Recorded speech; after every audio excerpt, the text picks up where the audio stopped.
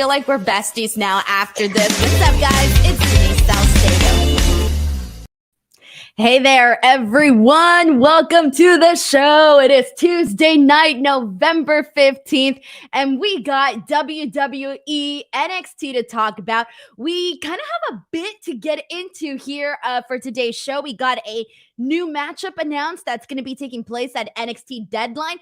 We got an interesting ending for the show in terms of the NXT women's last man of the women's. I'm so used to saying last man standing, last woman standing match. There you go. Wow, that took forever for me to get out.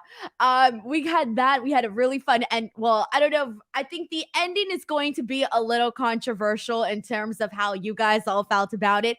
And then on top of that, we had a surprisingly pretty decent match between Bron Breakker and Von Wagner, which I never thought that I would be sitting here on this podcast saying so. But before we get into all of that, everyone, thank you guys so much for joining me. As you all know, I am live here each and every single Tuesday to talk about NXT. We've been here now for months discussing the weekly programming. So I'm pretty stoked to be here as always. Now, I should let you guys know, just on a personal note, I spent a lot of money on Taylor Swift concert tickets, so I'm going to be pushing those super chats really, really hard from now until March. Just kidding. I mean, I did, but I won't be annoying about it. But if you guys do want to help support this podcast, and if you want to get your questions, comments, or statements read on the show, you are more than welcome at any point to send in a super chat. Those all go to me after YouTube takes their cut. So they very much appreciated here as always. But let's get into this. We got our first super chat of the night, and this is from Sheldon Jackson, who says, what a crap ending to NXT tonight, keeping the title on someone who should have lost the title months ago. Her reign has become super stale. Well, I was sitting here, God, what was it? The last couple of weeks, this has been obviously a topic we've been discussing because people are ready to move on from Mandy Rose as champion. And I don't think her reign has been bad by any means, but I also don't think that it has been super newsworthy or noteworthy, right? We need a little bit more. We need something just to spice things up just a bit. We recently did the 1-year anniversary celebration for Mandy Rose.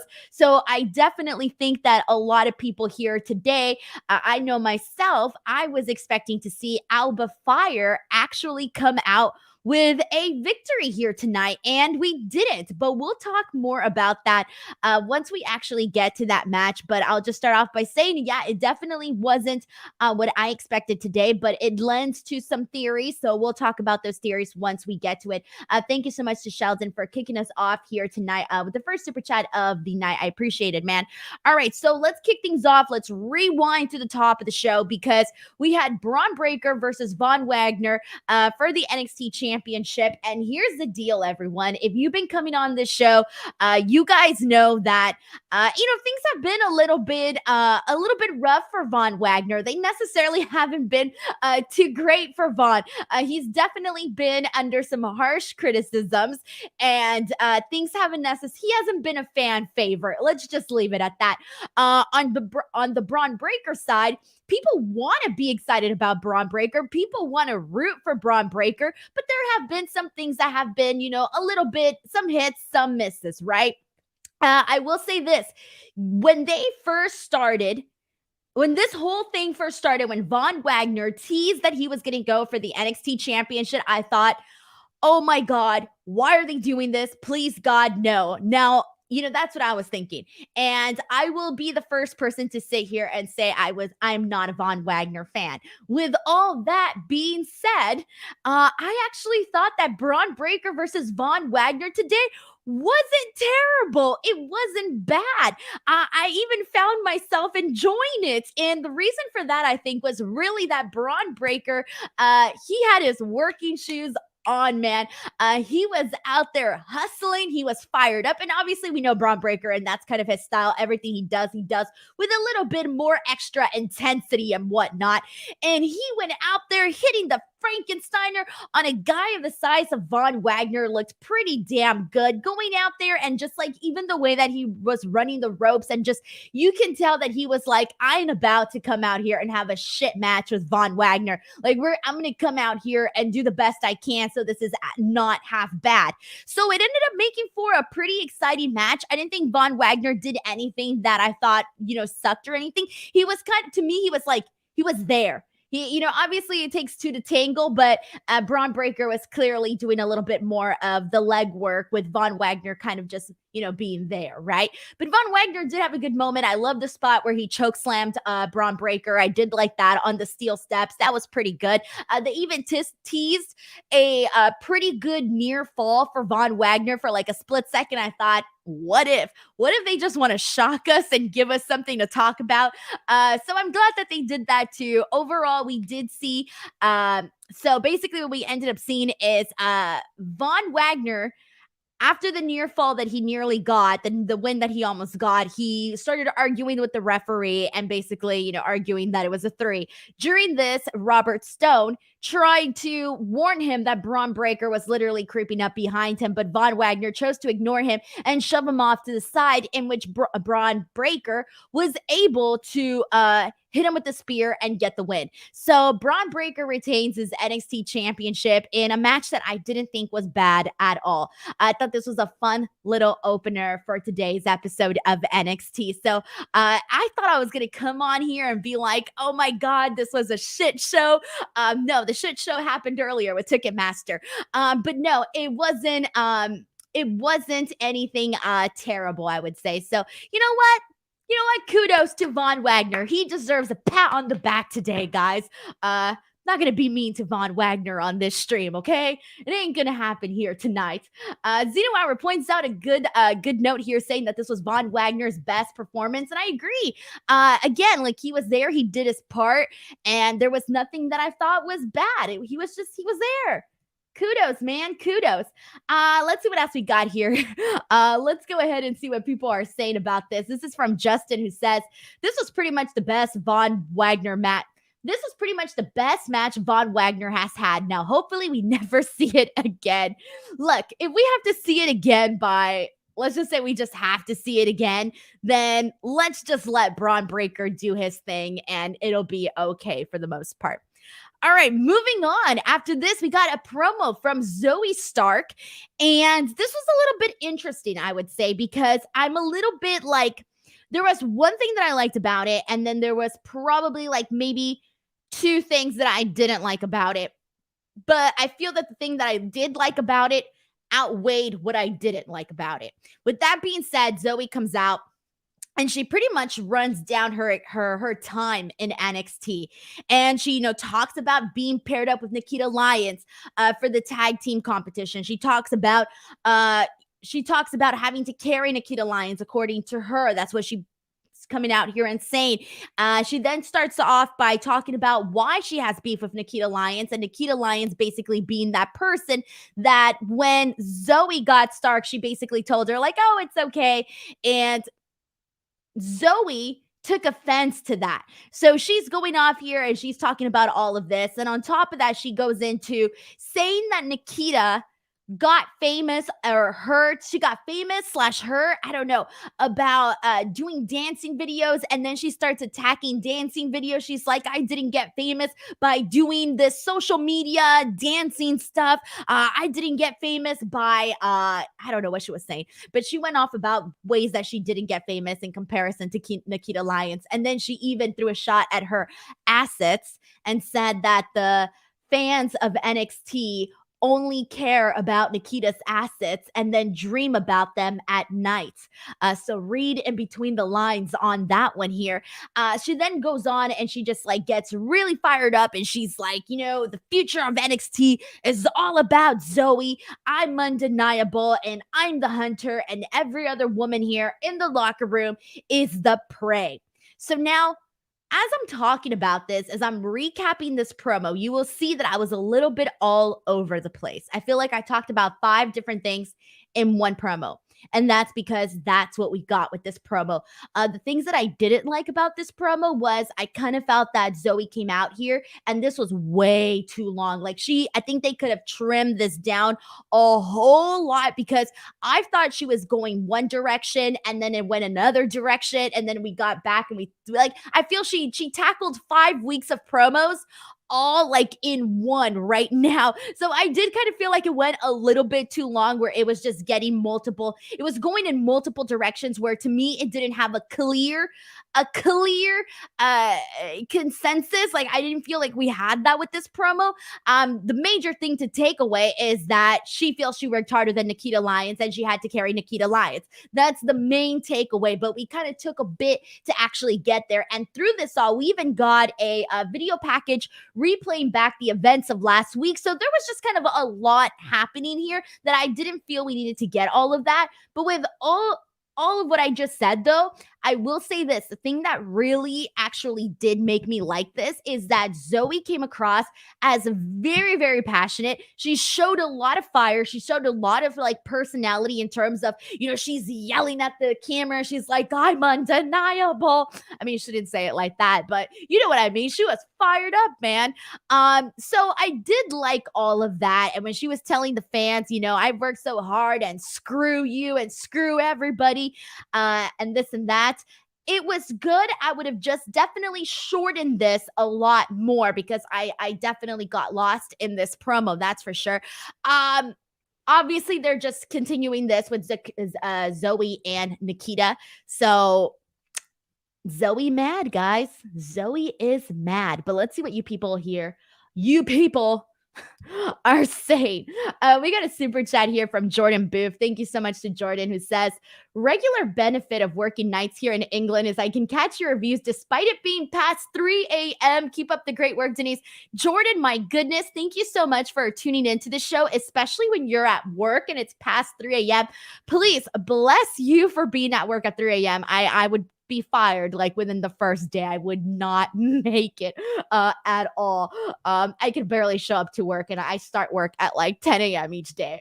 Sometimes I start at 9, but for the most part, 10 o'clock is my start time. Thank you so much to Jordan Booth, though. I much appreciate that super chat, seriously. All right, so let's see what we got here and see what people are saying.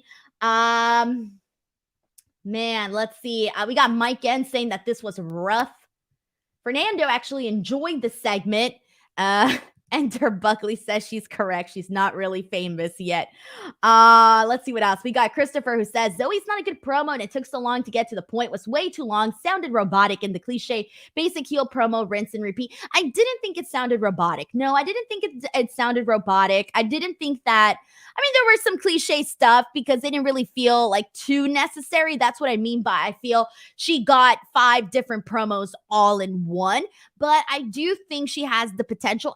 It's not like we really have seen her go out there and cut very many promos. Like this, to be honest, was probably one of the first promos that like I even recall her doing. Like I'm trying to think back right now in my memory bank, and I don't even think I remember that many Zoe Stark promos. This one, again, long-winded, but at least there was a glimpse there of like passion, but it was definitely long-winded. All right, let's see what else we got here. Oh man, we did get a lot of people here did not like that promo. I mean, I think there was like one person. We got CJ20 who says that promo was bad. Man, it was just a lot here. Justin says she made some good points, but it went on too long. Yeah, I agree. I definitely agree though. Agree with that. Andre Chase is asking Duke Hudson why he threw in the towel on him.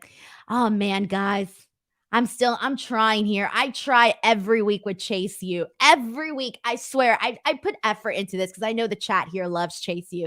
So I legitimately put some effort into this. I want to be in with the cool crowd, I want to be part of the gang. I ain't a part of the gang, though. I'm out on this one.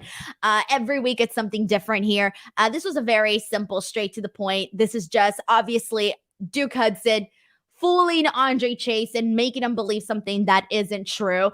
Duke Hudson basically saying that the reason he threw the towel in for Andre Chase was because he wants to see him fight and live another day, and says that the only thing he should be guilty of is loving Chase University. So clearly, we're expecting to see Andre Chase have a little bit of egg on his face, because we just know that Duke Hudson is doing him dirty. Ain't nobody should be trusting Duke Hudson, okay? Andre Chase needs a better radar for friends here, man. That was it. That's as far as I dare go with Chase University at the moment. We got a super chat here from Brandon Rosen regarding Zoe's promo, saying, I thought Zoe's promo was great. She was definitely passionate, and I think there was some truth in what she was saying. I'm looking forward to seeing where this goes. Yeah, there really was, it's one of those things where I feel like there was some good stuff in there. Unfortunately, the good stuff almost doesn't seem to matter when there was more of the, okay, girl, where are we going with this? What's happening? Because it really wasn't until like the latter end of the promo that I actually liked. My favorite parts was literally the end. Everything else, I was thinking, what compelling story is she about to tell us? And the compelling story never came. And I think that was kind of a little bit of the issue there. But either way, thank you so much to Brandon Rosen for sending in this very generous super chat. It's much appreciated. And it's interesting to see how some people are a little bit torn on the Zoe promo. Again, some good stuff, some not so good stuff. But either way, I feel, this is, again, we can't forget that this is a developmental. We can't forget that. So seeing things that aren't necessarily pitch perfect is probably is gonna happen, right? Thank you so much to Brandon Rosen. All right, let's see what else we got here. Mohamed says, Chase U fans, raise your hand proudly. Lord, we got so many Chase U fans in this chat. Holy dang. I'm not part of the gang here, guys. I really am not. I try because I care about the chat. I care about the people that tune in to watch this show. But I can't agree on this one. But don't say I didn't try. All right. Next thing we got here was Sure. Sangha and Veer, ladies and gentlemen. God, do I love Sangha and Veer. Color me a big time fan of Sangha and Veer. All right. These are my guys right now. All right. I like them. I've been a Veer fan since, he was coming for a very long time. You know what? It worked for me. Months and months of coming. It worked. Sangha, we've talked about this before, but I don't know what it is about the guy. The guy's just likable. He's just likable. I mean, we've really only seen, he's been doing sporadic things on NXT prior to this, but mainly we were seeing him give Valentina and oh my God, I'm blanking on the other girl's name for a second. But basically giving them advice. And for the most part, he's been harmless. He's been kind of fun to see go out there and just give a little bit of love to the girls and whatnot. I like Sangha and Veer. They look really good together. So they come out here and they beat two guys up, two jobbers. And one of the guys that Veer was like manhandling at one point. I think it was Daniel. He literally this was my favorite part, and I'm going to have to act this out really quick. So this is literally Daniel's head, okay? And this is Veer's chest. And the man was just grabbing his head and banging it against his chest so incredibly hard. Oh man, I popped for that so hard. And then immediately after that, the dude literally gets sandwiched by two big beefy dudes, man. I was totally here for this beatdown. This was good stuff. This is the thing about me. If you're going to do this beatdown with these two big guys and these two little guys, I want to see a creative beatdown. I want to see something that looks legit, right? I want to look like it hurts, man. Sell it to me. And they did. So I was a fan of this. I really, really was. One of the things that I did notice, in particular in this specific match, and I noticed it afterwards too, is Booker T is talking incredibly fast.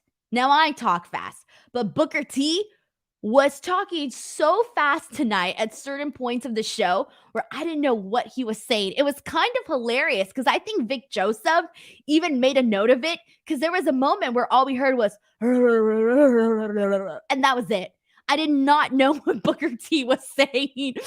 So that was one of the things that I've noticed is that Booker T, when he gets really excited about what he's talking about, he talks incredibly fast to the point where you do not know what he's saying. So that was something that I definitely noticed. And it even got worse in another match. I'm sure I'll talk about it right now because I have it in my notes. But there was a match later on in the evening where I'm like, dude, I have no idea what's going on right now. What is happening? What is Booker T on at this moment? Either way, Sangha and Veer, they get their victory here today. And then afterwards, they cut a promo. And they're saying how they're not appreciated here in the United States. Who is?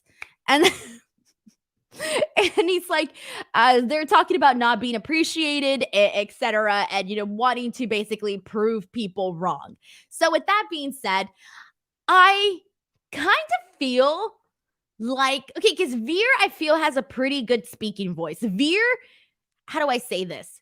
His voice matches his look, right? If you're a big dude, man, if you're a big dude, you should be sounding like, hey, I'm gonna kick your ass, right? Like you should be sounding menacing. You should be sounding terrifying. And Veer has that. Sangha, not so much. Sanga's coming out here sounding like me.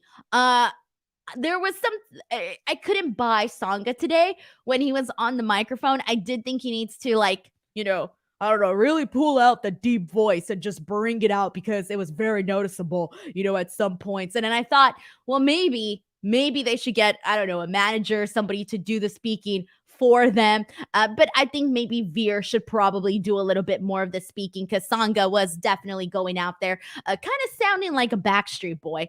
And I couldn't buy it. I'm like, dude, you're this big giant dude. I need you to sound pretty freaking menacing, man. Can you imagine if I don't even know. We got a super chat here from Danny Padilla. Thank you so much to Danny who says, missed the show tonight. Did we at least get a spinaroonie? Oh, we'll talk about what we did get from Booker T aside from the high-speed voice. But we did get another really good moment with Booker T, which we'll talk about in just a second because I do want to put that over. But regardless, thank you so much to Danny Padilla for sending in this generous super chat. All right, so let's see what we got here. Backstage, we got Wendy Choo and Cora Jade's officially happening next week. I'm so here for this. I think Wendy Choo has been doing a great job. Cora Jade has been doing a great job. So two girls that I've been a fan of on the show coming together to tell this program that I've been digging so far. We haven't been getting too much from this, but for the most part, it's been okay. It's really just been Cora Jade throwing jabs at Wendy Choo for not being cool. That's literally what they've been doing. And I like it because you look at Wendy Choo, right? And she's so happy and she's so, colorful and vibrant and fun. And you're like, oh, well, she must have not been cool in high school because the cool girls are usually a little bit more dark, a little bit more moody. Those tend to be more of the cool girl vibes, more of like what Cora Jade presents. So I like this. I like that they are telling this story. And Wendy Choo basically says that Cora Jade is opening up these wounds. And she says, yes, she's opened up these wounds from the past, but I'm still going to give Cora Jade 2 black eyes.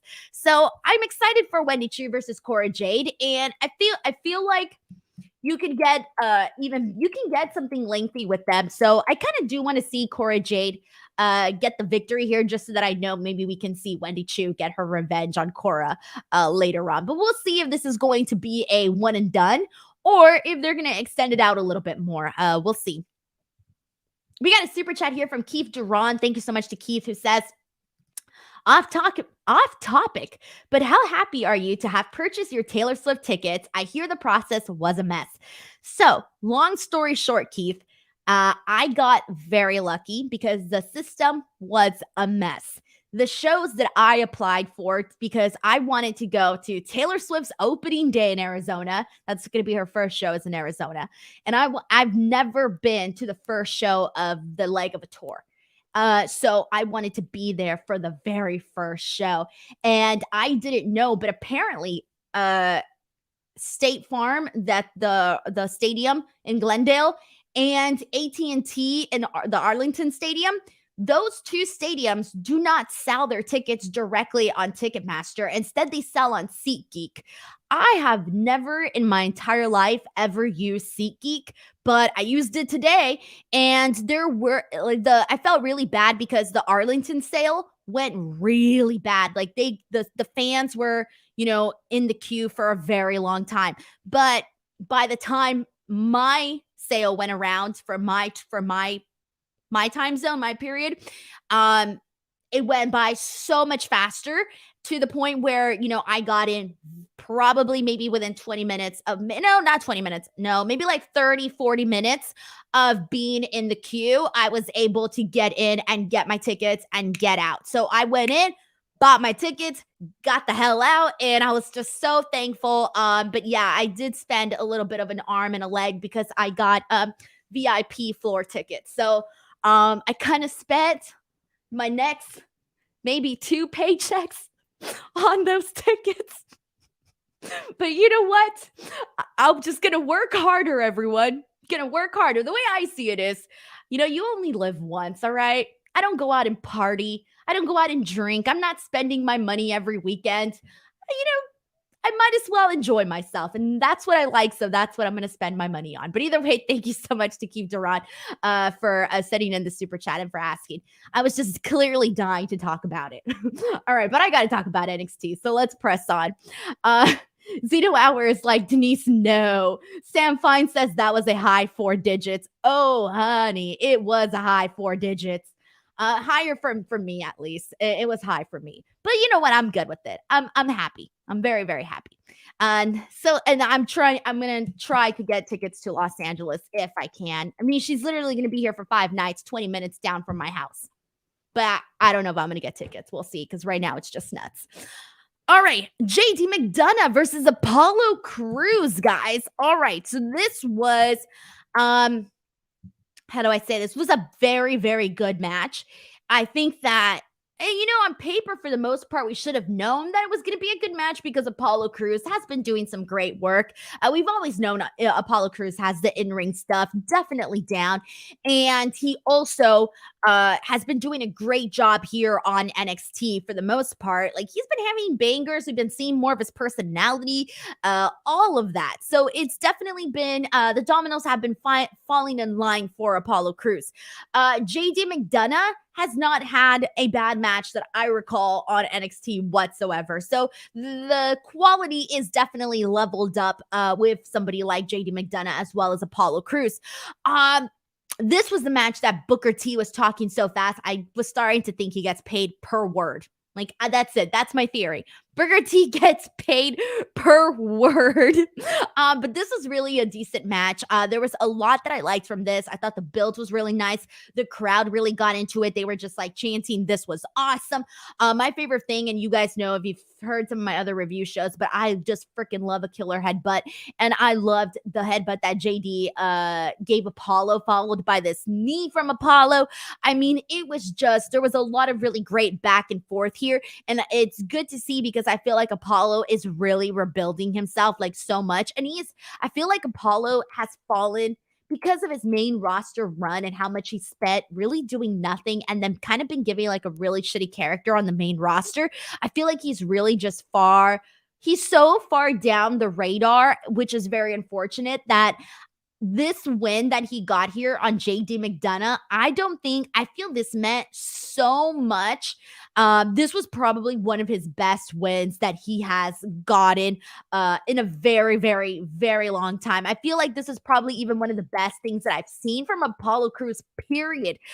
This was really good, and I just feel he really needed it, guys. Like, he really did. Like, the dude was, on the main roster having to do a Nigerian accent that he didn't feel comfortable doing. I know this because he talked about it with me on our interview. And, I know that going down to NXT allowed him a lot more opportunities, and that's great and all, but let's be real. You and I and anybody that was in a situation where we were on Raw and Smackdown for X amount of times and then we got moved down to NXT, we would probably be a little bit down on ourselves, right? We'd be wondering like, damn, what, man, I didn't do a good enough job. Shit, like it's supposed to be the other way around, not the direction that I'm going. So I feel like he's definitely going out there and showing more of what he can do. And I think Apollo has definitely added a lot to NXT. And I hope he starts building himself back up on that radar, Like, I feel like, we got to get more people talking about Apollo Crews. So either way, this was good stuff. And now it's going to be Apollo and Bron Breakker. I don't think they've announced when the match is happening. Unless it's happening at NXT Deadline. My assumption is that it's happening at NXT Deadline, but I don't recall if they already said something about that. So if you guys want to just remind me here in the chat, please do, because I'm blanking on that one really quickly. But either way, whenever they do Apollo Bron Breakker, that's going to be a good one. I think Apollo Crews will definitely be a pretty damn good opponent for Bron Breakker, because they're going to have in-ring wise, it's going to be a good match. And now that they've been stretching out Apollo Crews a little bit more in terms of showing more of his range, like that back and forth that he did with Grayson Waller, on the Waller effect when they were feuding, that was good stuff. So if we see a little bit more of that from Apollo Crews here in this program with Bron Breakker, things could be shaping up. So I'm definitely looking forward to this. And thank you to everybody here in the chat who says they actually haven't said anything about when the actual match is happening. Thank you. Just wanted to make sure that was confirmed. All right. Moving on from this, we got the contract signing between Wesley and Carmelo Hayes. And if you're wondering, like, Denise, why are you laughing? Like, this wasn't funny. It was funny. It was very funny. So they're gonna have their match next week, Wesley versus Carmelo Hayes, for the NXT North American Championship. And this is your run-of-the-mill, well, kind of run-of-the-mill contract signing. Both guys, very simple, talking about why they should be winning the NXT North American Championship. Then finally, as we all know, how contract signings go, right? They go out, they beef for a little bit, someone goes through the table, right? There's some brawl and someone goes through the table. Like, that's just the way things go. Okay. Things switched up just a little bit here. So after they're finished their little back and forth between Wesley and Carmelo Hayes, Trick Williams starts to get a little bit on the nerves of Wesley. And then finally, Wesley actually reacts to Trick Williams and he kind of snaps, right? So then they kind of start getting in each other's face and you're like, okay, this is the part where they start, getting physical and someone's going to go through the table. All right, cool. But instead, Booker T, he puts a mad stop to this, all right? Hits the freaking brakes, red light, snaps. Booker T is like, ain't nobody dropping anyone. No one's going through a table. And my favorite line, this never gets old, save the drama for your mama. Booker T busted out the save the drama for your mama line. That was literally like the first insult we all learned as like 5-year-olds. Save the drama for your mama and mind your own beeswax. Like, that's legitimately like the first insults you learn as a child. So this was really funny, actually. I loved Booker T. This was my favorite thing Booker T has done recently, of course. Him just going out there and being like, nah, this ain't happening. We're going to save it. We're going to save all of this for the actual match. That was fun. I like this. So this contract signing, simple, straight to the point. I had no issues with this whatsoever. I'm looking forward to the match. Wesley has to get the win because he needs to prove himself to be worthy of that NXT North American Championship. And the only way to do so is by going out there, having killer matches, and getting some W's. So, it was good. Let's see what we got here. Sam Fine says, mind your own beeswax. Oh, you guys know, some of you guys still use this one. And if you don't, you're lying. You're lying. All right. We got a quick match between Briggs and Jensen against the Diet, Fowler and Jagger. Schism gets the win. Nothing much I want to add there, so I'm just going to pass on through and get into the Iron Survivor Challenge. So this is the thing we all want to talk about, right? Shawn Michaels has officially announced the Iron Survivor Challenge, which is going to be taking place on NXT Deadline December 10th. So, as I was listening to the video package, I was like writing down the rules as fast as I possibly could. So I tried to tweet this out like a normal tweet, but there was just so much. There was so much. I had to do a little notes. I tried every which way to shorten the rules and get the explanation out to the people as best as I could. And finally, like, there were not enough characters on Twitter, and I had to do like a little notes thing, screenshot, upload to Twitter. So it kind of took me a little bit of time to do this, but here we go. This is what is going down for this. There are going to be 2 Iron Survivor challenges, one for the men and one for the women. So this is how it's working. There are going to be 5 superstars that are taking place in each challenge. 2 superstars will be getting the start in this match. Then, every 5 minutes, another superstar will enter until all of them are in. There is going to be a 25-minute clock. The goal is to have the most falls by the end of the 25 minutes. In order to get a fall, you can get them by pinfall, submission, or disqualification. If you win a fall, that is 1 point for you. However, if you lose, you're going to go inside of a penalty box for 90 seconds. The person who gets the after the 90 seconds are up, the person can go back into the actual match and continue on. The person who gets the most falls when the clock hits 25 minutes wins and becomes the Iron Survivor. On top of that, they will also become the number 1 contender to their respective championships. So the men, the NXT Championship, the women, the NXT Women's Championship. Those are the rules. Okay, so instantly, let's kind of break this down a little bit, because a lot of you are like penalty box, minutes, wins, falls. Oh my gosh, King of the Mountain. This has a lot of similarities to the King of the Mountain match that Impact Wrestling does. A lot. The only thing that's different is, in order to actually win the match, you actually have to first become eligible. So it's a little bit of difference, and obviously they don't have the ladder and all of that. So there is differences in the King of the Mountain match and this match here, but there's a lot of similarities mainly with the penalty box and whatnot. That's really the big major one for sure. In terms of this match, though, I'm excited because now here's the thing. I feel like there are going to be different types of fans. Like, there are people that are like, nah, this is too convoluted. I didn't even like the King of the Mountain match, so I'm probably not going to be interested in this. I know, because I was already seeing people's comments on Twitter, but I don't feel that way, because I like this kind of stuff, and I feel if it's done right and if it's done in an entertaining fashion, I think they could have something really cool on their hands. Like, I'm sorry, sue me, but I'm totally here for like these very gimmicky matches that have a lot of complicated rules. I'm kind of here for that. I know a lot of people don't like that. I do not mind it. My brain likes that.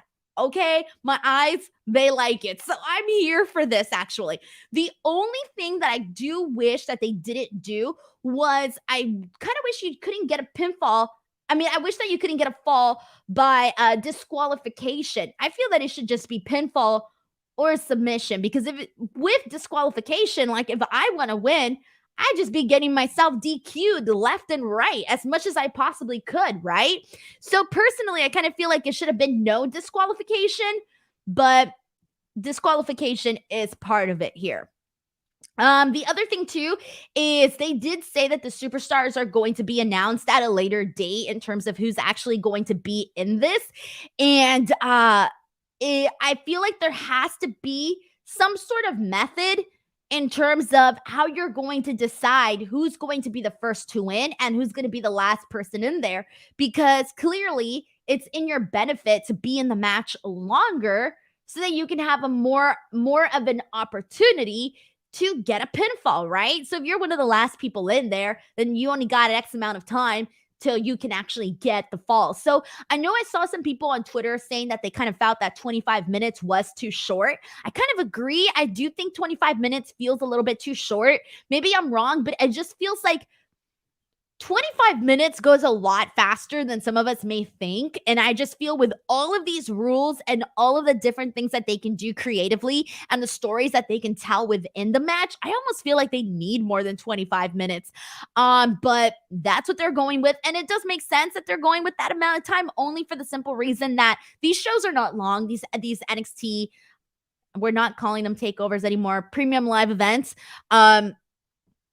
They are a lot shorter than your normal pay-per-view premium live events. I can't get myself to say PLEs.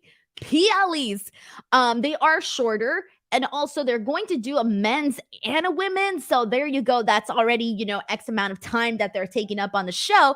I don't know. I do think it feels a little bit too short, but we'll see. But for the most part, I'm looking forward to this.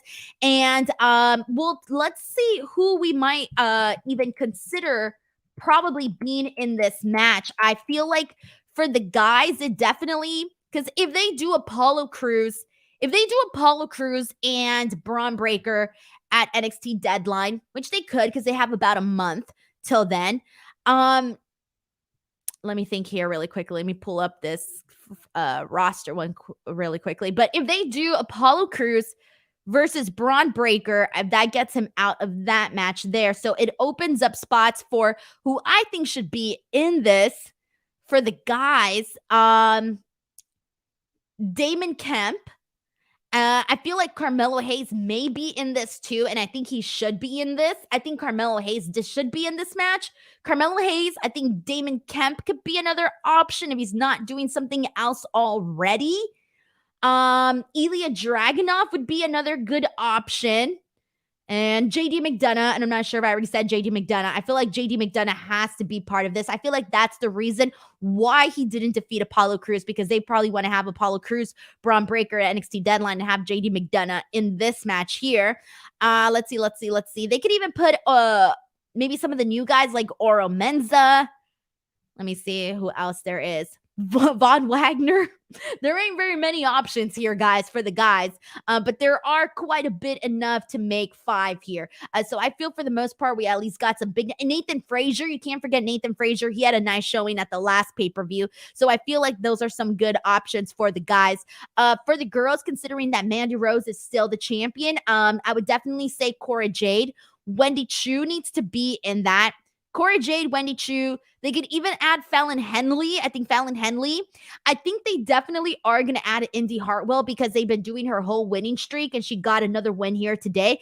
And they were really making sure to mention her winning streak along with this Iron Survivor match. So I do think Indy Hartwell could be another person that is added to that as well. And I'm trying to think if there's any other women that should be. Zoe Stark, if she's not having a match with Nikita Lyons. If Zoe Stark's not having a match with Nikita Lyons at Deadline, then I could see them putting her in this match. Roxanne Perez, who we haven't seen in a hot minute, she should be somebody that's in this match for sure too. So that's kind of where we're at with that. So let's see what you guys are saying. Let's get some of these thoughts and predictions here for this match.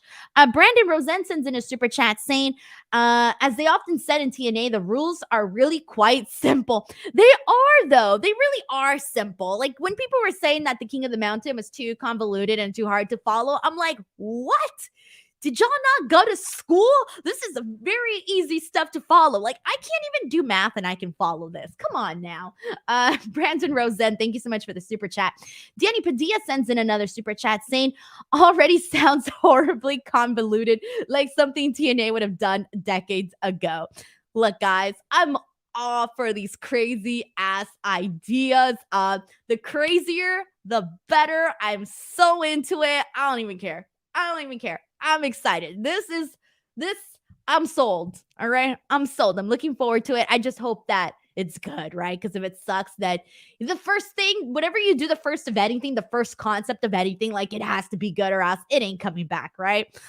So I think as long as they do a pretty good job with this one, then I think the fans will probably be on board. Because no matter what, as long as you do something entertaining, you're gold. Thank you to Danny Padilla for sending in this super chat here. Really, seriously, thank you so much. Sheldon Jackson sends in another one saying this is giving me championship scramble from Unforgiven 2008 and King of the Mountain vibes if they had a love child, and it is this match. Yeah, I saw a couple of other people bringing that up too. So there you go, a love child matchup.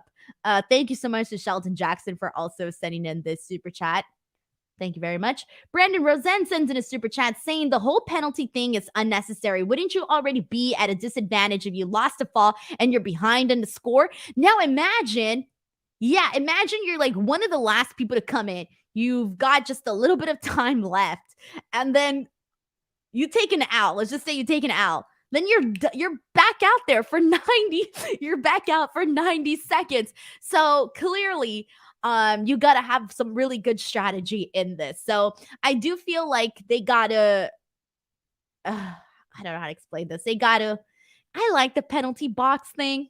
Again, you guys know how I feel about this, but I just feel like they got to figure this out in terms of who's going to get what spot, right? I mean, if I'm part of this match, I would want to be like the first two, or at least like the third person. Like, I would not want to be the fourth or the fifth. Excuse me. I want to get as much time possible to get myself disqualified. All right. Thank you, Brandon Rosen, for sending this in here. We got some predictions here. Christopher is predicting to see Cora, Wendy, Fallon, Indy, and Alba, maybe even Isla. Well, that's right. We're going to talk about her in just a hot second there. All right. So, Young Boy says, is 90 seconds even enough of a punishment? Yeah, 90 seconds is kind of a lot, I would say. And when you only have 25 minutes, that's a whole lot of chunk of time that you got to take from there.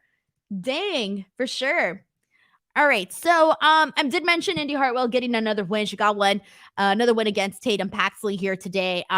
Took off her face mask, and this allowed her to get the win. So they're really pushing her winning streak there.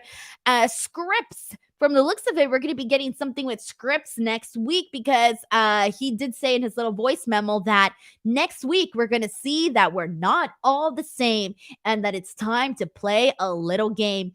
I don't recall seeing any teasers today for freaking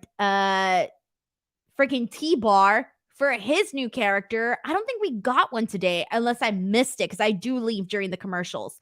So maybe I missed it. I don't know. But I don't recall seeing anything for T-Bar this week, and we had been getting to the last couple of weeks. So he's also somebody to keep in mind there. Next week, we got Carmelo Hayes versus Wes Lee for the NXT North American Championship, and Wendy Choo versus Cora Jade. But now let's get into that main event between Mandy Rose and Alba Fyre for the NXT Women's Championship, last woman standing match. There were some great moments during this. Alba doing the senton to Mandy Rose on the outside. That was dope. Her super kick was dope. There was a lot of really good moments that Alba Fyre had during this match. And really, I thought it was a shoo-in that Alba Fyre was going to be crowned NXT Women's Champion. And I clearly cannot read this whatsoever, because it didn't happen. Instead, she climbs up, so she's up on the ladder that's set up right by the commentary table. And instead, we get Isla Dawn. She comes out, and, if you're somebody who watches NXT UK, you're a little bit more familiar with her. We haven't seen her on, this version of NXT, only NXT UK. So she comes out and literally spits in the face of Alba and throws her onto the table. And so this allows Mandy Rose to retain her championship. She gets the win, and Mandy Rose is still champion. Now, Alba has taken quite a few L's now to Mandy Rose, which is why I thought, how do you come back from her getting another loss to Mandy Rose? So I'm wondering if they're just not going to have, I think at this point it's very clear that Alba Fyre is not looking to, like, they're not going to have her be NXT Women's Champion anytime soon. I feel like this was clear. This has been made very, very clear to us. Alba Fyre is not going to be the person to take the championship off of Mandy Rose, at least not right now, and I don't think so. I don't know if this is going to lead to another match. I don't know, or I don't know if this could be like you know what? We have different plans for Alba Fyre. Maybe she'll be on the main roster instead of going the NXT Women's Championship route. Maybe they already see her fit for the main roster. Who knows? But it's very clear that it doesn't seem to me that she's going to be NXT Women's Champion. It seems to me that Mandy Rose is going to be holding on to that championship maybe just a tad bit longer. Maybe my assumption is that whoever for the women wins the Iron Survivor Challenge, if Mandy Rose is probably still going to be the women's champion. So maybe whoever wins that challenge will go on, obviously will go on to face whoever is the champion, most likely Mandy Rose. And I think that's going to be the person that finally takes the title away from, I don't want to say finally, that's a little rude, but that does take the title away from Mandy Rose. So that's where I'm kind of thinking. I'm thinking that they're just going to prolong this to have this major moment actually occur on NXT Deadline. Like, keep in mind that NXT Deadline is going to be the last PLE for NXT for the year. So I'm pretty sure they want to end on a noteworthy big bang, you know? Want to have a big bang out of that show. And depending if we see a new women's champion crown, I think that's definitely going to be not a new women's champion, because that's not going to happen at the actual show, because the match is happening at the show. So the actual competition, the actual match for the NXT Women's Championship would be happening after that. But still, if you have somebody like Roxanne Perez, if she's in it, if you have her win this Iron Survivor Challenge at NXT Deadline, that's still going to be like, oh shit, she's going to challenge Mandy Rose. Damn, that's a good thing. She's most likely going to win. I don't know. That's just a theory right now. Sheldon Jackson says, Mandy Rose is not like Shayna, Roman, Okada. She shouldn't have had a long title reign, especially year-plus reign. She ain't that type of champ. And here's the thing, like, I mean, I've said this before, but I do think that she's had a vast improvement in NXT. She was clearly a key factor being part of Toxic Attraction, a key factor in the new branding for NXT as we were seeing her in all the commercials and everything. I just think that the look that she has on top of being surrounded by Toxic Attraction and just having that whole little group, I think that really added a lot to Mandy Rose. But if you would have told me, oh yeah, this reign's going to go over a year, I would have been so shocked, because I mean, I thought like if she were to have like a good 4-6 month reign, I would have been like, all right, that's awesome. You know, a good 4-6 month reign, but it's definitely gotten longer than that. But at the same time, like, I was going to say, you know, who else would have taken the championship away from her? But they could have clearly done something with Alba Fyre at this point, had she, you know, been holding the championship for a little longer. But again, I guess to me, because I'm not yet clamoring to see someone else in specific be champion just yet, I think that's why I'm kind of like, all right, fine, you know, definitely let Mandy have her moment. But I do think that now I don't want to see this go like another 6 months. You know, that'll be a little bit too much. I'm hoping that in the next month and a half, tops 2 months, that we see a new champion, just for not as anything bad towards Mandy, but just so that we can get a new scenery. I don't know, just a change, just a tad bit something different. Thank you, Sheldon, for sending in this super chat. It's much appreciated here. All right, and that's kind of where we're at with this here. Let's see what people are saying about Isla. This is Grande Hero, who says, I didn't watch NXT UK, so I have no idea who Isla Dawn is, but just from the first impression, I'm freaking loving her look. Just a great look.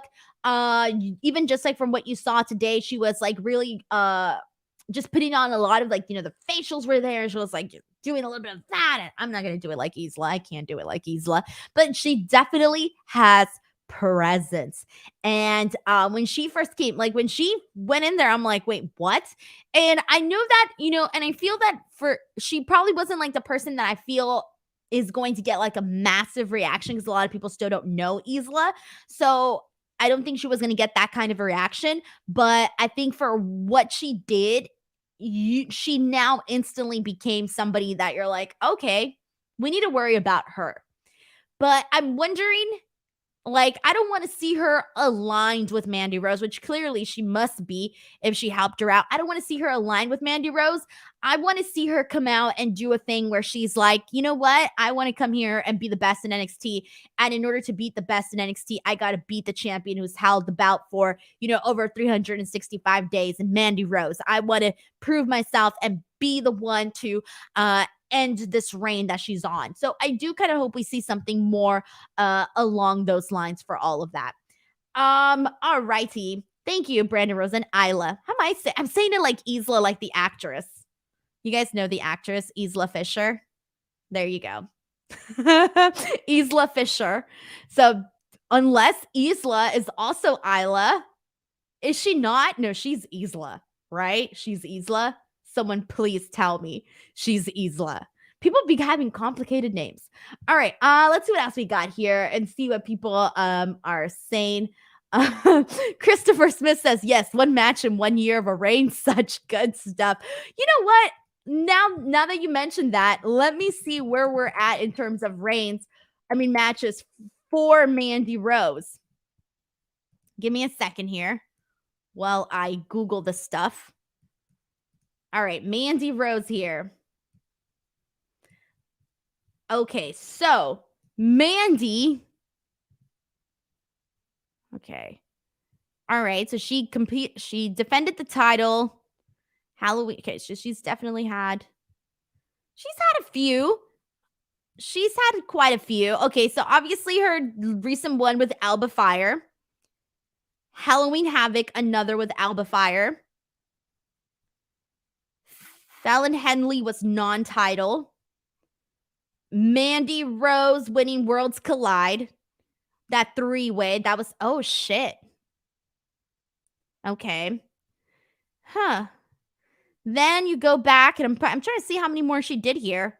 She had a few. Then she had another victory over Zoe. That was another title. That was another title match there. Roxanne Perez, another title match there. That was in July. So it seems like she's at least doing 1 to 2 a month. Obviously on the takeover, on the premium live event shows, but that's kind of about it though. So that's kind of where we're at. But she's had a couple of title defenses. It's just that they're not all real. They're a little bit spread out. Like they're a little bit spread out. So she's had, let me see, 1, 2, 3, 4, 5, 6, 7. I'm trying not to count I'm not counting I'm only counting the televised shows. So 7, 8, 9, 10, 11. So she's had 11 from the looks of it. 11 if I counted right here. Keep in mind, I was trying to not count the non-televised shows. So from the looks of it, we're at about 11. So maybe we're averaging about I don't know, 1 a month or something. Justin Martin says the actress is also pronounced Isla. This whole time, my entire life, I've been calling her Isla Fisher, and she's Isla Fisher. What? Psh. All right. Well, now I hate this. I'm gonna go and Google everybody that I know who I thought was named Isla, not named Isla. Oh man. Let's see what else we have here. Christopher Smith points out that Isla is not aligned with Mandy Rose due to her history with Alba in NXT UK. And then Brandon Rosen says she won't be aligned with Mandy, just starting a feud with Alba. See, I just feel like, damn. I pretty much feel like, why did they put so much? Maybe I'm not too upset, because I was going to say, why did they do this to Alba Fyre? Because I really think that there could have been something there with her as champion. And if they weren't going to go to that, they made her look a little bit too dominant to not pull the trigger on her being a champion. But I think they're trying to tell also that Mandy Rose is just kind of, slightly getting away with it, right? But it's just Alba Fyre, for the most part, was made to look dominant. Just never happened. Never happened. Man. Alrighty. That's where we're at with the show, anyone. That was NXT November 15th. I want to thank you guys all so much for tuning in. Seriously, as always, I appreciate you guys tremendously. I will be back tomorrow night to talk about AEW Dynamite. It's the go home show to Full Gear. I will be at Full Gear this weekend. And just today, they confirmed that there's actually going to be a media scrum. We didn't really know for sure if there was a media scrum. Like, I reached out a couple of days ago to AWPR, and they were like, we'll let you know shortly. So I was like, damn, like, is there going to be one or not? Because, like, I already paid for flights and hotels. What's going on here? But they are having one, and I think it's going to be pretty interesting. I don't know, especially if we see MJF winning the championship, and if we see MJF do a media scrum, that's going to be fun. Or if they have the young, obviously they tease the Elite coming into returning at Full Gear. If we see the Elite do a media scrum, damn, that will be something too, especially following all the drama and just everything. So there's a lot to kind of get a little bit of excited about. And then after that, we got to go into Survivor Series War Games. So there's just a lot happening at the moment. Guys, thank you so much for tuning in. Please help me spread the word about the show. Tweet it out. Tag me. I'll make sure to retweet you guys, give you some love. And if not, I'll see you guys back here tomorrow night for AEW Dynamite. Bye, everyone.